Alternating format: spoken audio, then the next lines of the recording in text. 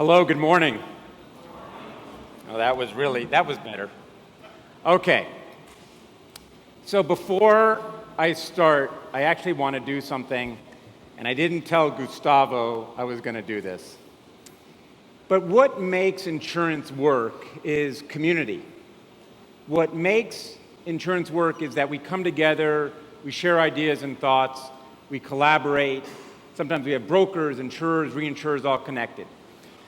So yesterday, when I came back after the conference, it was fantastic, and I kind of counted the number of business cards that I had in my pocket, and there was about 40, and I looked, and I had fantastic conversations. But what I'd like to do right now is I'd like each of you to kind of turn around to the people in the row behind you and say, thank you for being here, and introduce yourself. So if everybody can turn around and just say, thank you for being here, and introduce yourself. And the reason I did that is because sometimes it's hard to go up to somebody that you don't know and say hello.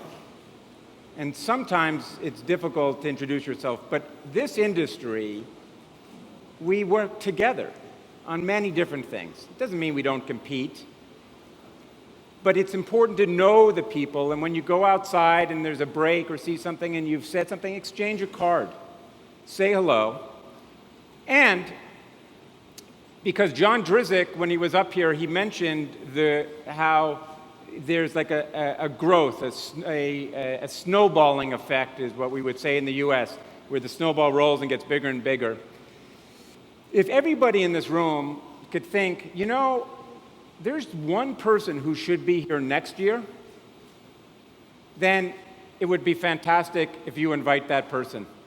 So we know that there's going to be this event in 2020, and what we want to do is see twice as many people in this room. And that's the commitment we can make to each other, because the more people are here, the more we can network. We can more exchange ideas. So one of the reasons that I came down here, I met Gustavo last year in October, and you know, Gustavo is very shy. He's trying to come out of his shell. And you know, he goes, and we met at Las Vegas at ITC, and he says in like 2 minutes, he goes, I'm doing this thing down in Brazil, but I'm making the event for Latin America, CQCS. And he goes, I'd like to talk to you more about it, but we were in Las Vegas, and it's hard to talk at ITC. He goes, I'm going to come visit you in Philadelphia, sunny Philadelphia. I said, really? Okay. I gave him my card, gave me his card. And 2 weeks later, my secretary calls and says, there's this guy, Gustavo, who's going to come visit you in Philadelphia. So my brother, Gustavo, gratitude. Okay? Good man.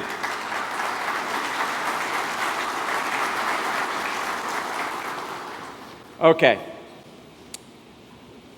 John Drizek just gave a very important presentation.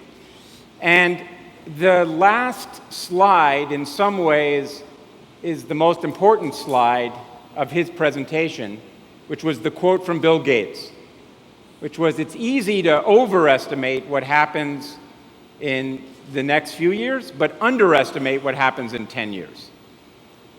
And that really is very true, right? So yesterday, there was a speaker, Ryan. She was speaking and talking about blockchain, and she mentioned one of the phenomenons was that who could have imagined that individuals, you know, 5 years ago, would be driving around with a passenger in their back seat that they don't know. I mean, Uber is brilliant. Lyft is brilliant, right? Those are just crazy. I was recently in mainland China, which is one of the more difficult places I've ever had to navigate getting from A to B, you know, going from your hotel to a meeting. But with Uber, it eliminated that concern, because I just put it in, and I could go from A to B. Everybody knew. But it's very difficult. Anybody who's lived or worked in Asia, I think you know what I mean. It's like Uber is a life changer. So today I'm going to talk about, from the venture capital perspective, I'm going to talk about, winning, right, which are companies that are succeeding, and some lessons learned in case studies. I'm going to give you 10 case studies. Each one is going to have a takeaway, and the goal is for you to think through and say, maybe there's something we can use here in Latin America. So, our premise as investors is that for insurers and reinsurers and third-party administrators and brokers, the world has changed. And the fact is, if you think that you can sit in your same chair, and you can sit down in your chair, and that the world's not changing around you, feel your butt. It's going to get on fire. Things are going to get very, very hot very quickly. Because the changes that are happening now are happening faster. Yesterday I talked about cost curves kind of going down. Several people came up to me and they couldn't believe that people were giving away solutions for free. Like, how did they do that? Well, for those of you who remember, AOL did that, right? There's a lot of people who gave things away for free because that's one way to get adoption very quickly, and then you create a competitive advantage. You get sharp elbows because you're a first mover. And that's happening in our industry of insurance. So today's goal is one or two. You want to get one or two takeaways. And if you don't leave this talk with one or two takeaways, come up to me afterwards, because I want to pay it forward. If you don't get something of value, talk to me, because then I didn't do my job. So our firm is based in London and sunny Philadelphia, and we have people on the ground in Tel Aviv, in Hong Kong, in Paris, and in Munich. And the reason why is because what is happening in the InsurTech industry is happening globally. Now, you might say, geez, EOS, how come you don't have anybody in Latin America? Hence why I'm here. Okay, so why me? So why did Gustavo ask me to do it? Well, because we're a venture capitalist, and in particular, I've been a venture capitalist for 20 years, and I started 20 years ago in what's referred to as fintech, and 20 years ago, fintech was new. And I started before that in underwriting of credit cards, using massive amounts of data to select risk. And over the last 20 years, I've seen the parallels. In about 2006, I fell in love with insurance. And I realized this is an industry to be proud of. It's an industry which is a legacy. It's an industry you want your family in it, your friends. We protect what we love and hold dear. Businesses, health, life. This is a fantastic industry, and there hasn't been a better time in history to be here. And this is an industry that should be attracting more and more young people and more talent, because it needs digital DNA married with the experience that comes from understanding risk and the transfer of risk. So my background was I started as a physicist. I became a CEO, and then I became a venture capitalist. I've been doing it for 20 years, and 20 years of venture capital means I am adept at saying no. Because I see 500 or to 1,000 deals a year, and I only invest in very few deals. Okay? So you have to say no in this business, but say no in a way that you say, maybe not now, but you want the person to come back if their idea improves. Okay? So you develop a relationship with the entrepreneurs, and you refine deals. But you have to be very careful about putting cash out, because the key is you need to get a return. You need to deliver money, because we are investors and we're fiduciaries. And when John Drizek talked about alternative capital demands a return. And we're a high-risk, high-return asset class, so we've got to do it. So, this is my particular definition of what a venture capitalist is. A venture capitalist funds losses until a startup becomes profitable. All right? Now, sometimes Uber can go public and not be profitable. That's an exception. Most businesses have to generate a profit. You can't exist a day where you can't do it. But a venture capitalist, we fund losses until a business can become profitable. Now, I'm going to give you an analogy which is important. You get into a car, you're looking out the windshield. The first thing a venture capitalist does is they rip out the rear view mirror and they throw it away.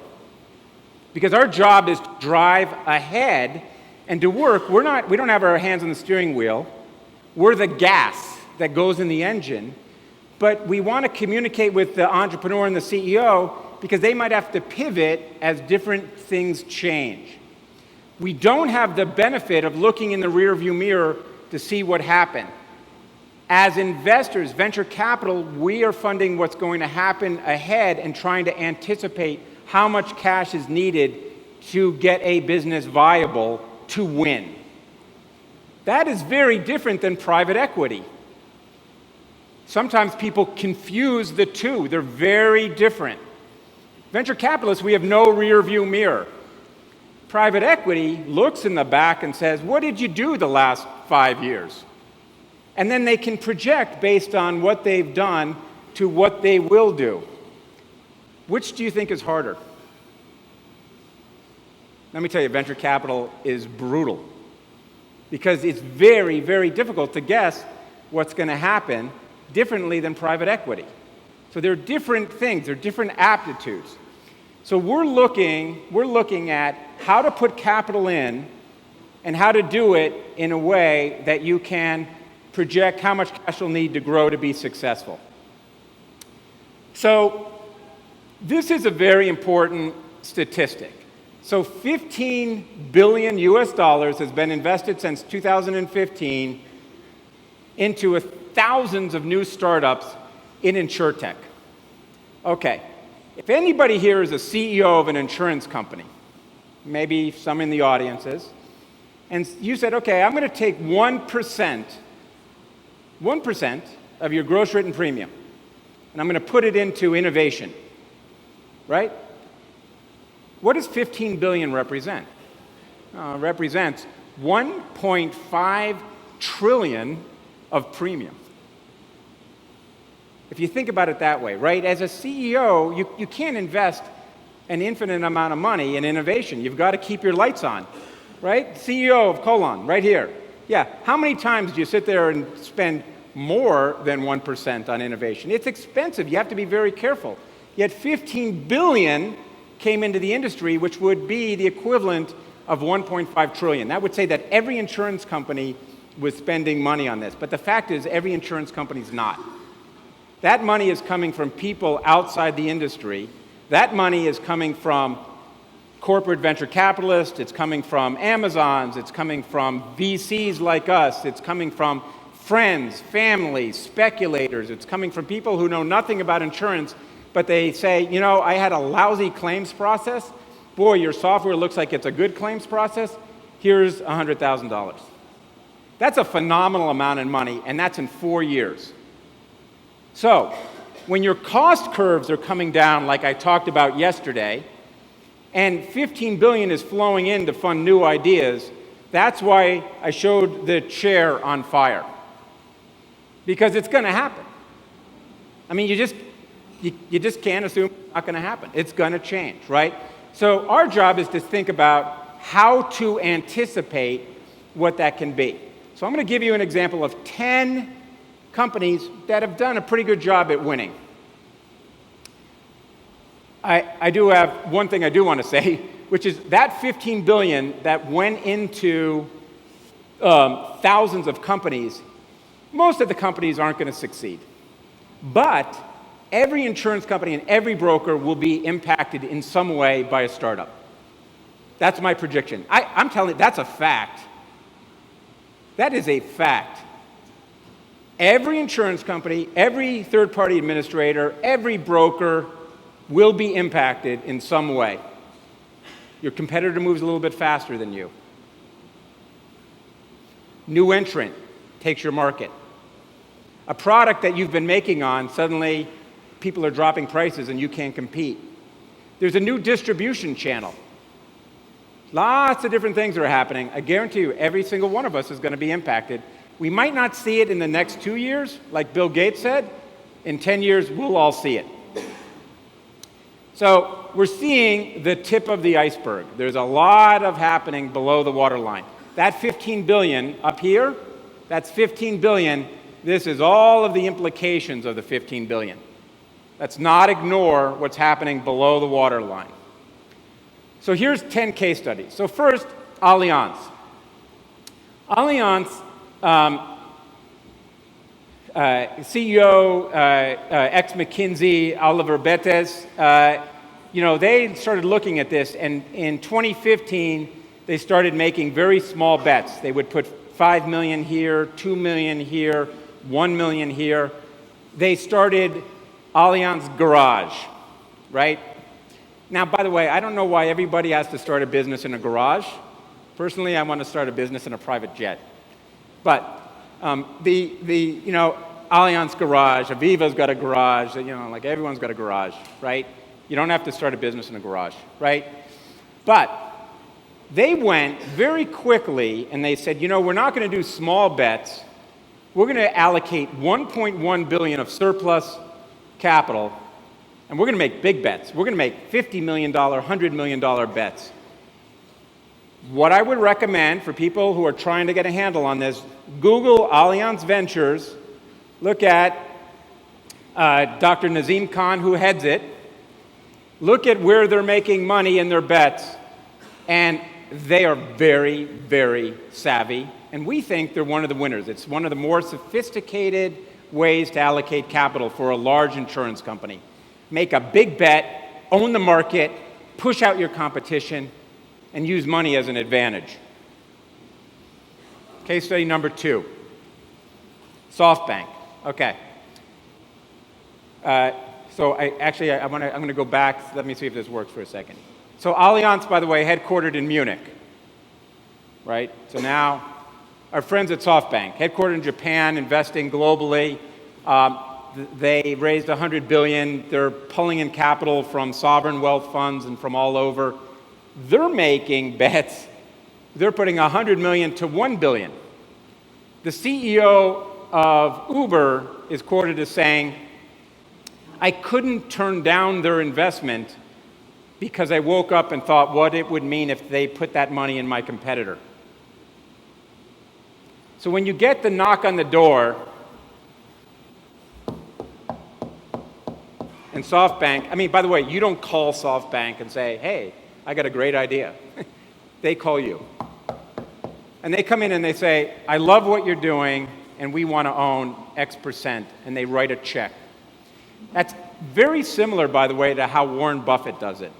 Just for those of you who know, if you know people who have sold their company to Warren Buffett, you don't call up Warren Buffett and go, hey, buy my company. Warren Buffett calls you, right? And then you have it's basically yes or no. It's a yes or no conversation. Are you in or are you out, right? That's the way SoftBank plays it, coming out of Japan. Case study number 3. Our Israel, Silicon Valley-based Lemonade.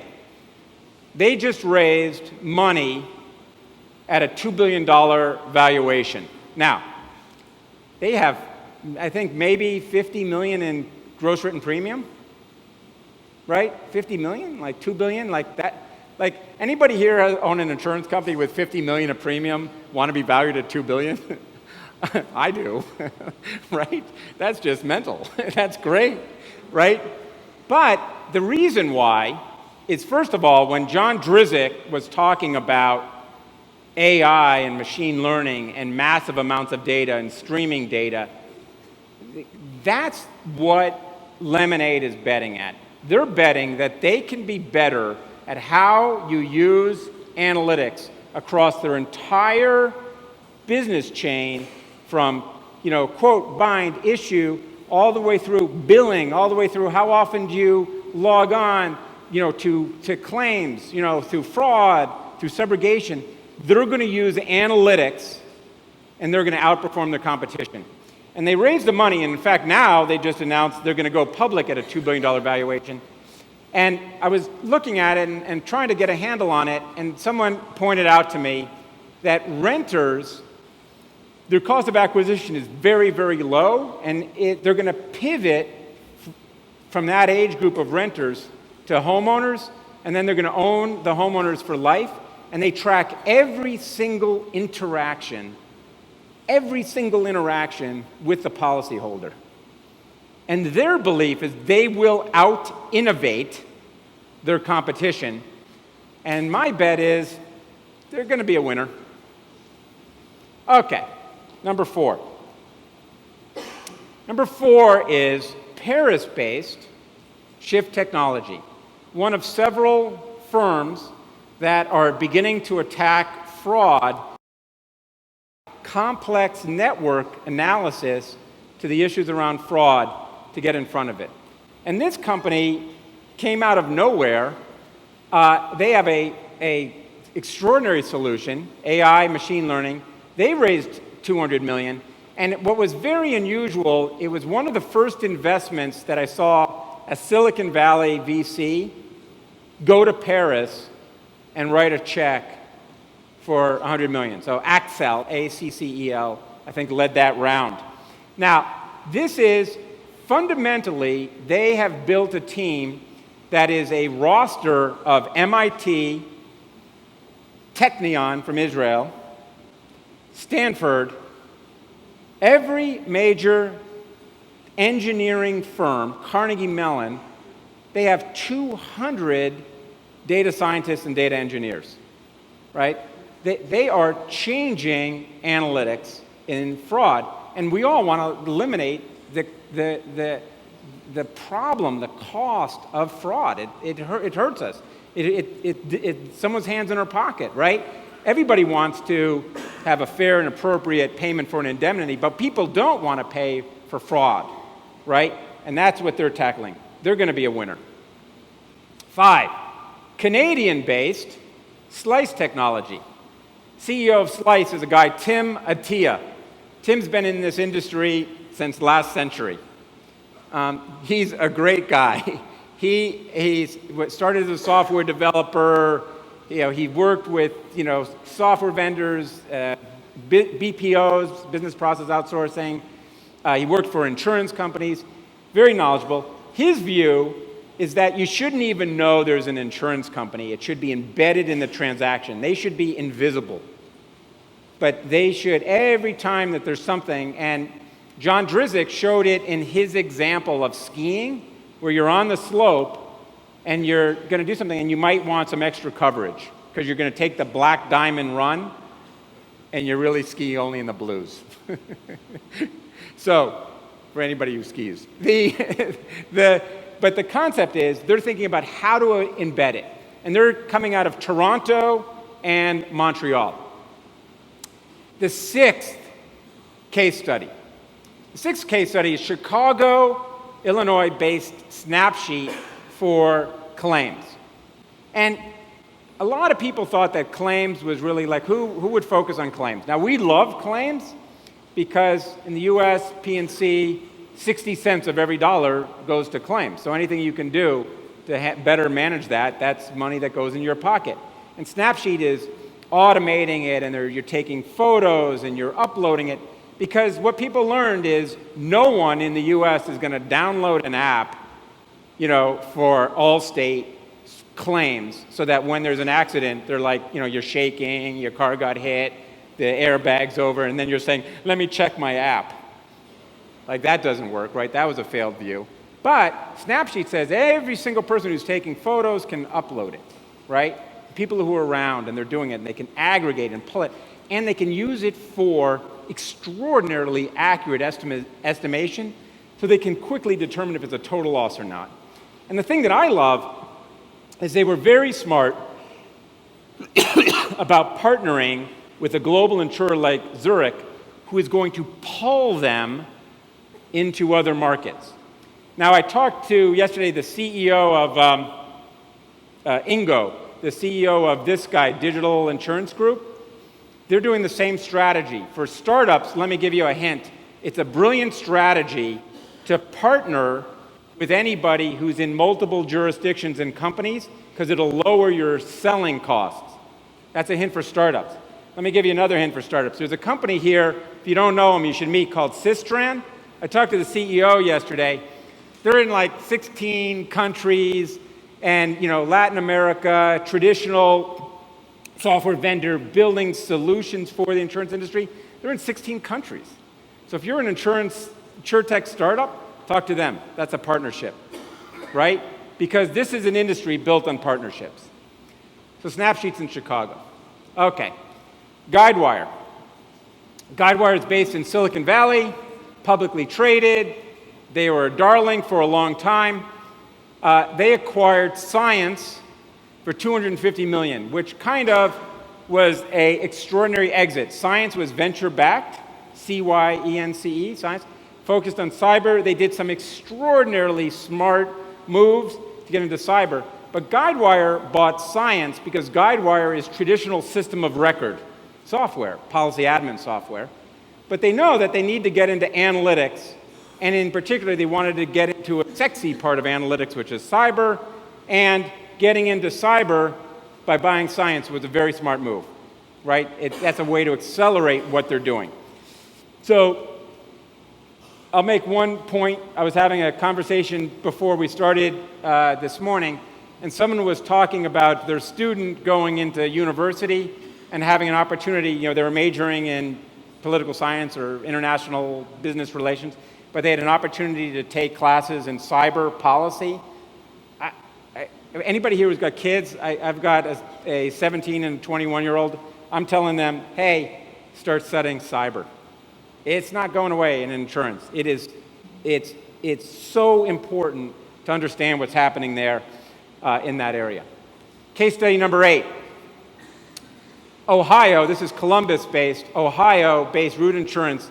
They have $1 billion valuation for pay-as-you-drive, and their premium grew from $4 million to $107 million in 1 year. And their model is working. They are getting people to opt in. They're seeing their underwriting profit is holding strong. Their combined is very strong. The fraud is low. It's really done an extraordinary job. And for those of you who haven't been to Columbus, you're not missing a lot. It's in the middle of nowhere in the United States, right? And there's an innovation, and now all of a sudden, you have $1 billion company. Okay, Consiris. Consiris is based in London. They're partnered with Marsh for global distribution, working with clients, and then for reinsurance, they're partnered with Willis Re, specifically to use analytics to better price the movement of the risk into the capital markets. And there was a gentleman who talked yesterday from B3I, Paul, I don't know if Paul's in the audience. Paul put up a great chart. It was a chart that went from risk to capital markets. That's exactly what these guys are doing from analytics and commercial marine. Now, Ryan, who was from Corda R3, she was talking about InsureWave being an example of a blockchain using it. Someday, those two companies need to work together because they're all moving from risk to capital markets. It's the same thing, right? When John Drizek said, hey, this alternative capital wants to go this way, right? That's what Munich Re is doing. Munich Re is deploying billions to try to get into this market. So the last one is New York-based Oscar Insurance. They've raised $300 million, built a health insurer from scratch. They have over 250,000 members. From scratch. It's a huge thing. Health insurance in the US is messed up. It's incredibly expensive, right? And they tackled it. They're using analytics. They're doing all the right things. Okay, so these are 10 winners. And the first point I'm going to make to you is you'll notice that they're from all over the place. And part of the reason EOS is here today is because we're wondering who from Latin America is going to show up when I do the next top 10 list. Because Latin America, look at Brazil. Brazil, we have 200 million people. You have 15% penetration rate. There's going to be some extraordinary things coming out of Brazil. There's going to be some extraordinary things coming out of Latin America. I talked to somebody, Grid, API driven. I love that. right? Great concept, right? E-colon. I love it. With motorcycles, it's a great emerging market play.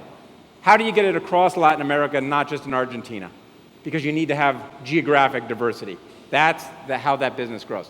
So with that, that's my presentation. I hope that all of us can look in the future and we can see, right? We rip out the rearview mirror, we look ahead, maybe we can find something that's extraordinary. If you have a great investment idea where we can put in a little bit of money and exit with a huge amount, call me. Thank you very much.